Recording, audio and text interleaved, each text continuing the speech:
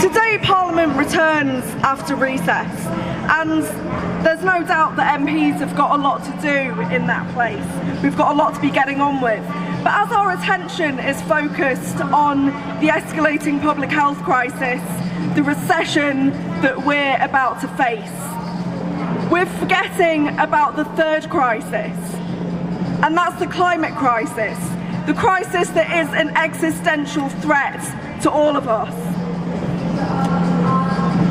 Now, this is not just a crisis of tweaking around the edges or a question of people shopping a bit less or even going vegan, and I say that as a vegan. This is a crisis of capitalism. And it's not the case that poor people should have to be paying the price of it. It's not the case that working class people created this crisis. This was created by the rich, by huge corporations that have neglected their responsibility to people and to the planet.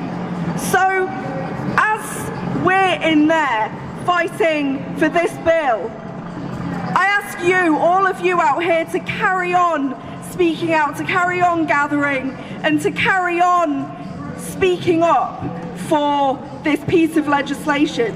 And if the Tories in there, if the government don't listen to you, if they don't listen to us, then take to the streets again and shout louder so they can't say that they can't hear us.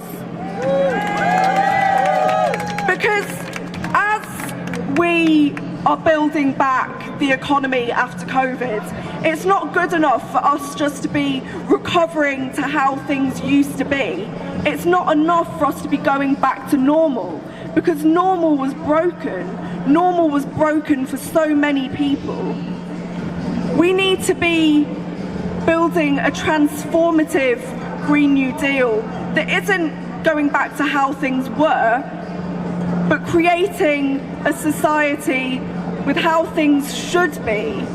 And that's why this bill is so important. That's why I'm proud to support it alongside Labour colleagues and cross-party colleagues.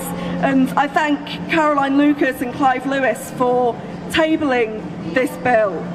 And I hope that colleagues from across the House, and we're still waiting on a government MP to join us, but I hope that after they've seen the tens and tens of thousands of people out here, that they'll wake up and that they'll see today as a wake-up call that we've got COP26 later on, and we need to be leading the way and showing an example and working with our colleagues, our socialist and environmentalist colleagues, not just in this country, but across the world.